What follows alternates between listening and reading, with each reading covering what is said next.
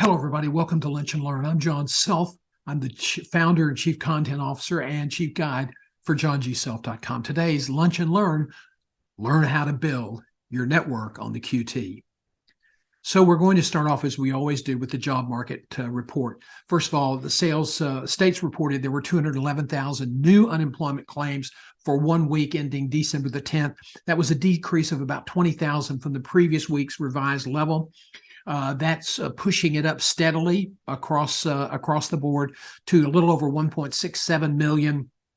It's been steadily rising through the year and is now just under the pre-pandemic level average of about 1.7. The number of applications for unemployment is at its highest level since earlier this year, suggesting that laid-off workers are having more trouble finding a new job in the cooling job market. And of course, everybody says, is there going to be a recession? How serious will it be?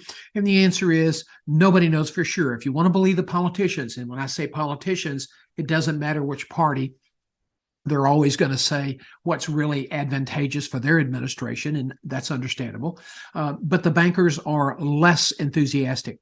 Janet Yellen, the Secretary of Treasury, is projecting 4.2% unemployment, up from 3.7 now. That's about another million and a half workers. The IMF and some of the major money market banks are saying, no, it's going to be more significant. It's going to be a much deeper recession. And in fact, what you're going to see, the IMF says, if you want to get the inflation rate down below 2%, it's about 7.75% now or 7.72% now, that we're going to have unemployment of around 7.5%, which is 5 or 6 million people in the job market. And that's a significant amount of people. So let's focus first on getting out of your head. People do not network because they come from a time in their career when networking wasn't essential. You could get away and have a good career and not network. Some people sat back and their career just happened. Well, my career happened, but because I was a relationship networker. And I went from writing news stories and editing copy and being an investigative journalist for the Houston Post to being an international recruiter traveling all over the world. But I got lucky. And you probably won't be as lucky as I was. And my luck was just luck. It wasn't skill necessarily, although I certainly am good at what I do. But I just lucked out. I was at the right place at the right time. Well, that was because it was very much a human process. Decisions were made with humans involved. And today, more and more, what's happening in recruiting is the computers and artificial intelligence are more involved, and they will become more involved in the coming years. So you've got to get out of your head and say, okay, I don't need to worry about that. I've always been able to find a job. Nonsense. You got to get out of your head when you say, I don't want anybody to know that I'm out there looking for a job. Understandable. That's understandable. So I can't really afford to network. Get out of your head. People say, well, I don't like to network and I don't want to be visible on LinkedIn because I just don't feel comfortable. Get out of your head. You can't afford that anymore. The job market is changing. The dynamics are just shifting right under our feet. And so you have to be more oriented toward building a network and developing that network and sustaining that network. I cannot tell you how many dozens of people, senior executives, who ran into problems later in their career, many times not even their own fault, and then ended up prematurely retiring because they didn't have a network. They were not on anybody's radar screen, and they weren't getting called by recruiters. They weren't getting called by corporations. They were invisible because they didn't have a network. They didn't invest any time on LinkedIn or any other site. So going to an annual meeting and talking to people is not networking. That's more like booze and news. Okay. So let's talk about, first of all, we've released a book. It's called, it's about networking off the grid. And it is for those who work for companies or who are really concerned about being visible about what you're doing. This is an ebook for you. Download it at johngself.com. It's free. So let's focus now on why is networking becoming essential? Well, as we just said, the human factor in networking and recruiting is diminishing. Artificial intelligence, automation is taking over. Since the late 1990s, increasing numbers of companies to the point now that 99% of the Fortune 500 companies and millions of other companies use automated applicant screening or automated resume screening. So the first person who sees your resume and evaluates your resume is not a human being. It's a digital computer. And so if, and it's going to reject probably 7 out of every 10 resumes it looks at. You've got to have people who will tell you about good jobs and who will help you and help you humanize the process again. Now, there are 3 reasons people push back from networking. Number 1, corporate policy. Companies either have corporate compliance rules or rules regarding, networking or posting on LinkedIn, because they don't want you to get hired because you're privy to all their corporate secrets. Well, I can understand that, but you didn't join the company, and you may have signed a non-disclosure agreement, but that doesn't mean you're a freaking slave and that you have to do everything they say. There's a way to avoid HR's prying eyes. There's a way to avoid nosy colleagues and jealous colleagues. Let's face it, some of the people who are by your side ain't on your side. So you have to be aware of that. Now, those are the 3 primary reasons. Some people I just don't feel comfortable doing it. Get out of your head. Consequences for ignoring the automation of recruiting are also significant. First of all, 70% of all the jobs are not posted online. And so if you don't have a network, if you're not visible on LinkedIn, your knowledge of the job availability is going to diminish. Automation, as I've said, dehumanizes the process. Networking connections can offset that dynamic. And keep in mind, people say, well, I've been in this industry a long time. People know who I am. That's true. But then those people start retiring. And if you are younger than they are, you're going to be invisible. The real possibility is that you can limit your career. So there are people who want jobs and stay in a town and be active in the community and their church, and their wives active or their spouse or partners active, and that's what they want. That's the most important thing in their life. And that's okay. There is a need for that kind of lifestyle in America. But a lot of people want to excel at what they do. If they're going to spend a lot of time at work, they want to really make a meaningful difference. They want to earn a good salary. They want to do things that will benefit society. So you have to decide, are you living life or are you just paying bills until you die? So you need to live your life. If it is to stay in one community, and you may change jobs and industries within that community, you may not always make as much money, but if staying in that community and maintaining your relationships is what's important to you in life, then that's important. That's fine. You probably are not going to be as motivated by this presentation as people who are executives and want to grow their career. So this is all based on Master Networking Principles 3.0. You've got to master that. And mastering Networking 3.0 principles means that you absolutely have to understand the importance of planning, because the chances that you're going to remain with one company for your entire career are minuscule. My aunt Hattie Mae Jackson stayed with Southwestern Bell, now AT&T, for almost 50 years in Terrell, Texas, in the business office. That's the only job she ever had, and she ended up as the manager, and she was beloved in that company. However, the chances of that happening for you are minuscule. Industry transformation, consolidation, and restructurings are driving changes as we speak. The Aurora and Milwaukee, a health system, and Atrium, a big health systems in Charlotte, merged. I'm not sure why, but they did. And there are going to be some jobs lost because they're going to consolidate things at corporate, and they're going to try to have certain core functions where they'll fly people back and forth, not clinical, but things that might be where you could save money on consolidation. When Albertsons merged with Safeway, there were a lot of people who lost their jobs. Every time there's a merger, people lose their jobs. There have been thousands of jobs lost in healthcare, which used to be a stable, layoff-resistant industry. Not anymore. Now, the key thing is, we found that only about 20% of the executives have goals. Yogi Berra once said, if you don't know where you're going, you might end up someplace else. And I agree.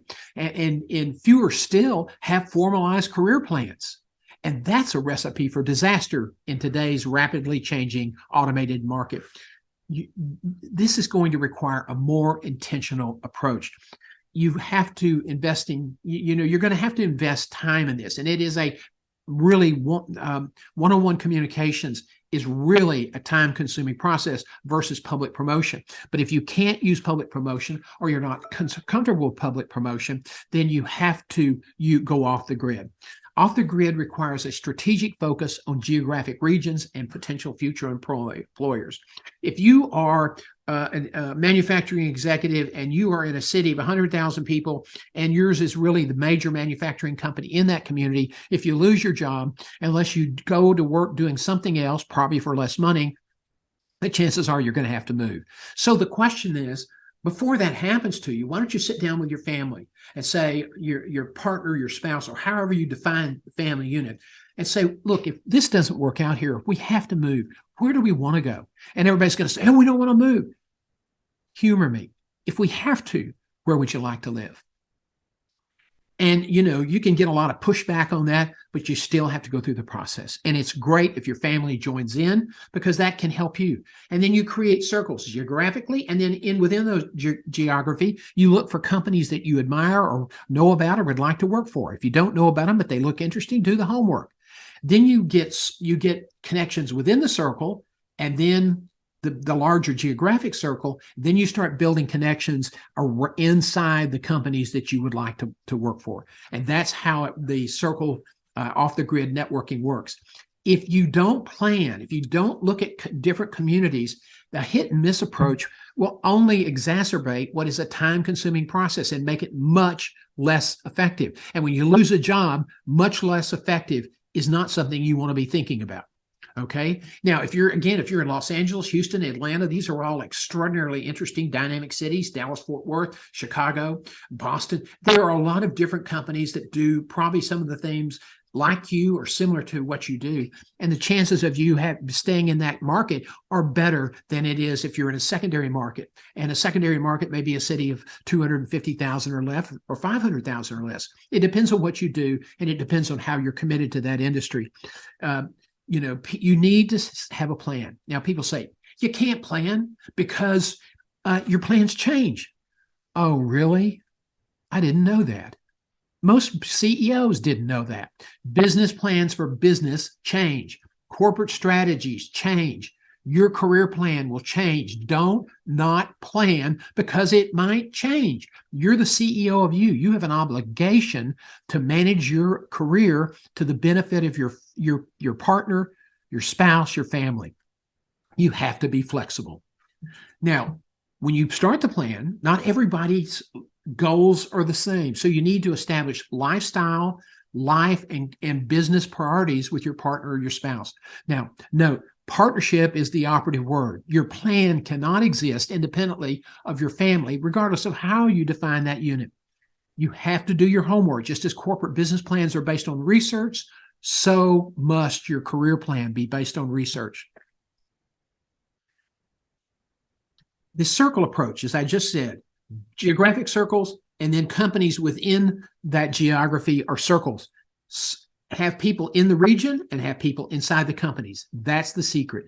Now, how do you know where to find those people? This is it is an important thing. We're developing a video on this, and it'll be another chapter in this ongoing ebook development.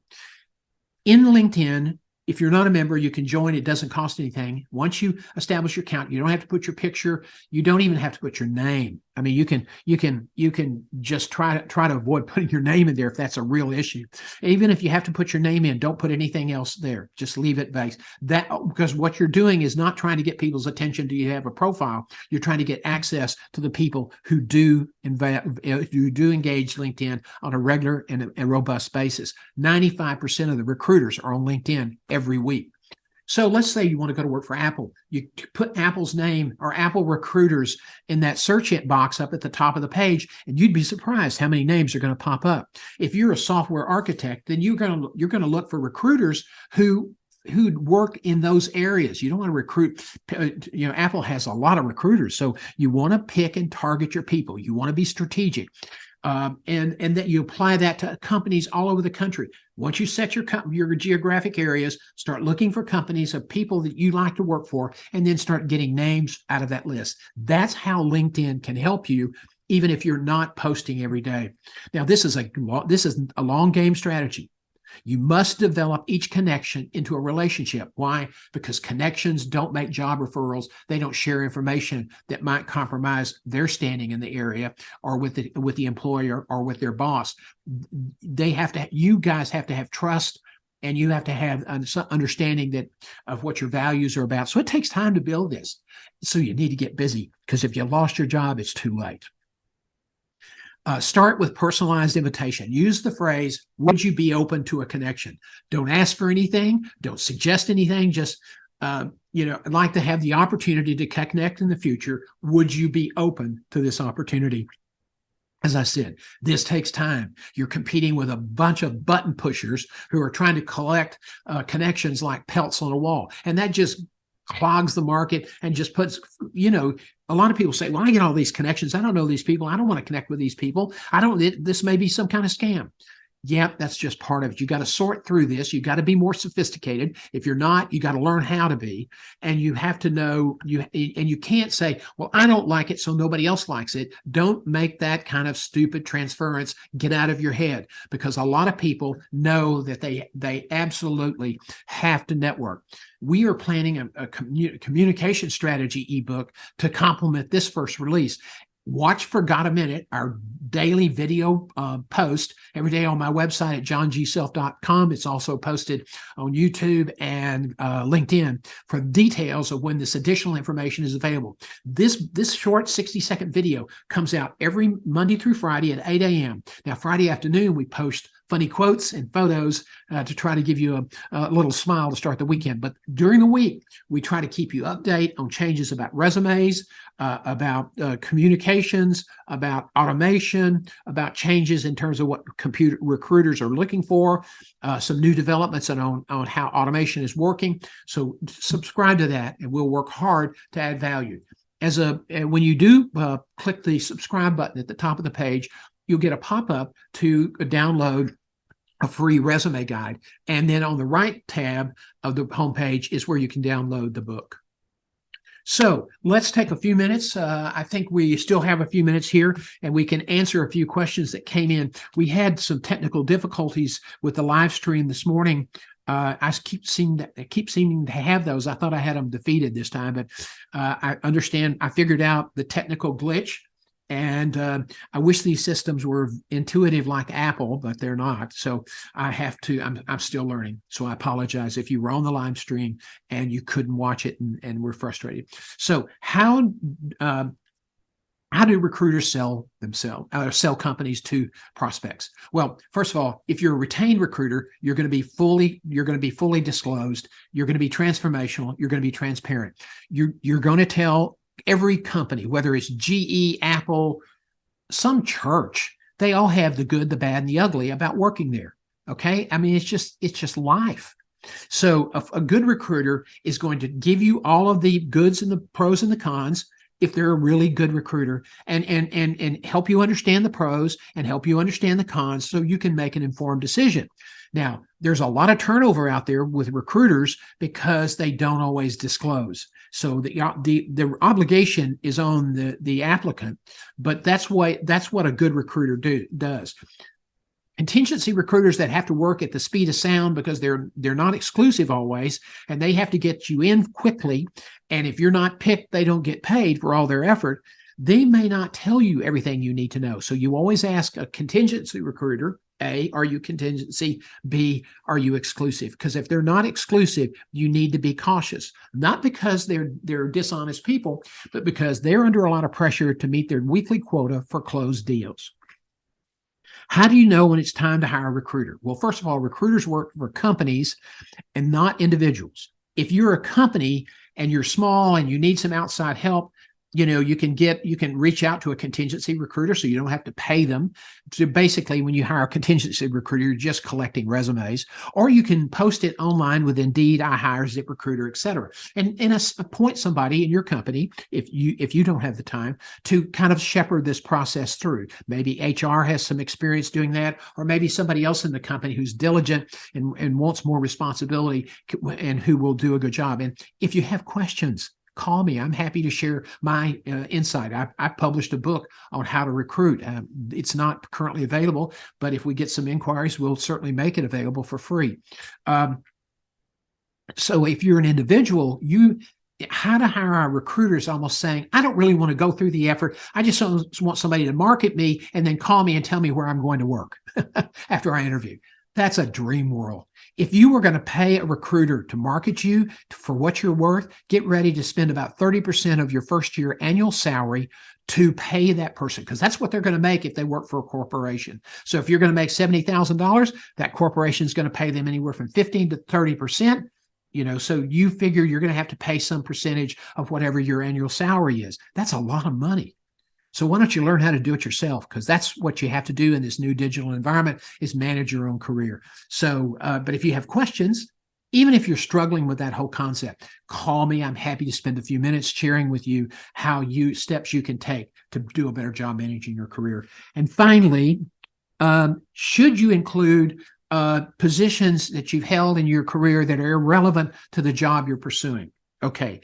If you're an hourly worker or supervisory worker, that's not necessarily critical, but I would tell you this. Look at the job summary. If you're applying, most likely you're going to apply online. Follow the instructions, what they're telling you to do. If they tell you to list all your jobs, then you better do it, whether they're relevant or not, because the computer will kick you out and you won't get a chance to even sit for the interview. If you're a manager aspiring to be a senior director or an executive, list all of your employment, because recruiters want to see that. Why do we want to see things that are not necessarily relevant? Well, there are a lot of people that say, oh, we don't want to see it. Well, there are a lot of people who've written books and are holding on to the knowledge that's now passed them by. And it is changing in a hurry. That's why I haven't written a book. I'm using ebooks and Got a Minute to connect with people. But we want to see if you have a consistent record of accomplishment. We want to see if you've worked in several industries. What does that say? It's not that it's irrelevant. It shows that you're adaptable, that you can succeed in a variety of environments. That's part of selling yourself. So don't let some bad advice hem you in. It's okay to list the first 8 to 10 years. If you've been working 10, 15 years, list the first 8 or 10 employments, or 8 to 10 years of employment. You need to list 3 to 5. And then everything after that, you can just list dot points, what the company was, what the title was, and dates of employment. Recruiters want to see that because it helps them put together their background checks.